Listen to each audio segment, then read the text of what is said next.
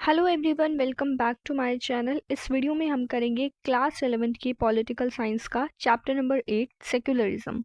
Secularism जो हमारा chapter चल रहा था उसमें हमने क्रिटिसिजम्स ऑफ इंडियन सेक्युलरिज्म के बारे में पढ़ा, जिसमें हमने अभी तक तीन चीज़ें पढ़ी। एक तो हमने एंटी रिलीजियस पढ़ा कि जो पहला क्वेश्चन था कि क्या सेक्युलरिज्म एंटी रिलीजियस है। फिर दूसरा था वेस्टर्न इम्पोर्ट के बारे में। थर्ड था माइनॉरिटिज्म के बारे में। अब हमारा आता है फोर्थ क्रिटिसिज्म, जो कि हम इस वीडियो में पढ़ने वाले हैं। इससे पहले की वीडियोज अगर आपको देखनी है तो उनका लिंक आपको डिस्क्रिप्शन बॉक्स में मिल जाएगा। ओके, सो अब हम स्टार्ट करते हैं अपना fourth topic, that is interventionist. Interventionist का मतलब क्या होता है कि किसी चीज़ में इंटरवेन करना, इन्वॉल्व होना। तो अब एक फोर्थ क्रिटिसिज्म ये आता है कि सेक्युलरिज्म जो है वो कोर्सिव है। कोर्सिव का मतलब होता है फोर्सेबल, यानी कि फोर्सेबल तरीके से ये इंटरफेयर करता है रिलीजियस फ्रीडम के अंदर। जो भी रिलीजन से जुड़े हुए जो भी मामले होते हैं तो उनमें जो गवर्नमेंट है वो इन्वॉल्व होती है। तो चौथा जो क्रिटिसिज्म है वो ये है। तो हम इसमें क्या कहेंगे कि this misreads the Indian secularism. Intervene तो करता है, लेकिन वो भी एक जनरल तरीके से, एक सही तरीके से, जस्टिफाइड तरीके से करता है। इट इज़ ट्रू कि जो सेपरेशन एज म्यूचुअल एक्सक्लूजन का जो आइडिया था, जो कि वेस्टर्न आइडिया था, उसको हमने रिजेक्ट तो किया है।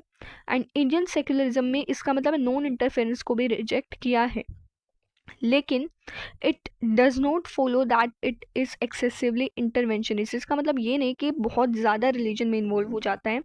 इंडियन सेक्युलरिज्म जो है वो प्रिंसिपल डिस्टेंस का अप्रोच फॉलो करता है। प्रिंसिपल डिस्टेंस का मतलब क्या है कि जिसमें इंटरफेरेंस तो है, लेकिन जस्टिफाइड तरीके से इंटरफेरेंस है। Besides, interference need not automatically mean cohesive intervention. Interference का मतलब ये नहीं है कि फोर्सेबल तरीके से इंटरवेंशन किया जाए। ये बिल्कुल सच है कि जो इंडियन सेक्युलरिज्म जो है वो उसमें स्टेट जो है वो रिलीजन को सपोर्ट करती है, लेकिन it should not be equated with a change imposed from above with coercive intervention. लेकिन इसको कोर्सिव इंटरवेंशन की तरह नहीं लेना चाहिए। लेकिन फिर भी इस चीज़ को आर्ग्यू किया जाता है कि क्या ये कंसिस्टेंटली है, क्या ये कंसिस्टेंट है, और जो पर्सनल लॉज हैं सारे रिलीजियस कम्युनिटीज़ के, तो वो क्यों नहीं रिफॉर्म किए जाते हैं। ऐसा भी क्वेश्चन उठ के आता है। तो ये एक बड़ा डायलेमा है जो कि इंडियन स्टेट फेस करती है।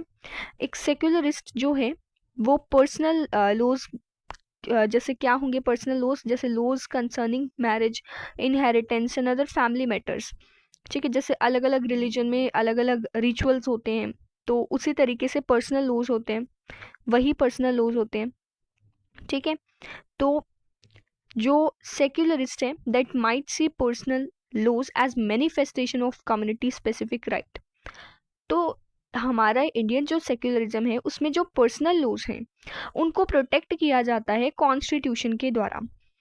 एंड ये जो लॉज होते हैं इनको बेसिक प्रिंसिपल्स माना जाता है सेक्युलरिज्म का।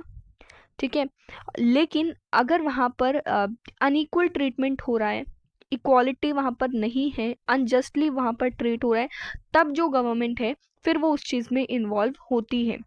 Personal laws can be seen as manifestation of freedom from inter religious domination और as instances of intra religious domination. तो जो सेक्युलरिज्म है वो इंटर रिलीजियस डोमिनेशन और इंटर रिलीजियस डोमिनेशन दोनों को ही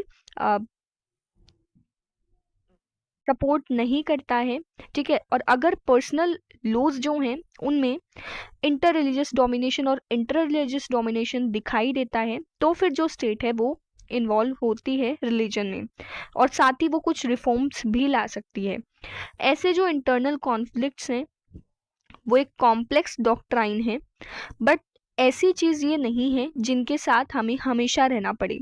यानी कि कभी ना कभी तो ये कॉन्फ्लिक्ट्स जो हैं वो ख़त्म होंगे। पर्सनल लॉज को रिफॉर्म किया जा सकता है, बट इस तरीके से किया जा सकता है कि उसमें जो माइनॉरिटी के राइट्स हैं वो भी प्रोटेक्ट हो, इक्वालिटी भी बनी रहे मैन एंड वुमेन के बीच में। But such reform should neither be brought about state और ग्रुप कोएशन। लेकिन ऐसा जो रिफॉर्म है वो इस तरीके से नहीं देखना चाहिए कि ये किसी तरीके का फोर्सेबल रिलीजन में घुसा जा रहा है, या फिर ये जो रिफॉर्म है वो सही नहीं है, जस्टिफाइड नहीं है, and NOR should the state adopt a policy of total distance from it. तो एक स्टेट, हमारे जो सेक्युलरिज्म है उसमें स्टेट पूरे टोटल डिस्टेंस भी नहीं रखती है रिलीजन से, लेकिन एक प्रिंसिपल डिस्टेंस रखती है।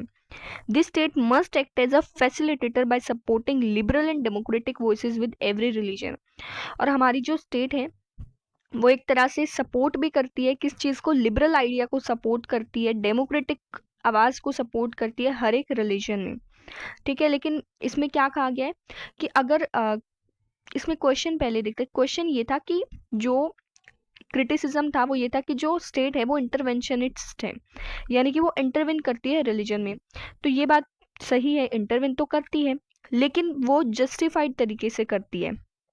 ठीक है, फिर ये क्वेश्चन था कि जो प्रिंसिपल जो जो पर्सनल लॉज हैं, क्या उस पे रिफॉर्म्स लाई जा सकती है। तो यहाँ पर भी हमारा आंसर क्या था कि पर्सनल लॉज जो हैं उन पर, जैसे ये जो लॉज हैं, जो यहाँ पर ये जो लॉज दिए गए हैं, इन ये जो रिचुअल्स हैं, इन पर तो कोई रिफॉर्म नहीं लाई जाती, लेकिन जो ऐसे रिफॉर्म हैं जैसे कि जिसमें अनइक्वल ट्रीटमेंट होता है, तो वहाँ पर रिफॉर्म्स लाई जा सकती हैं।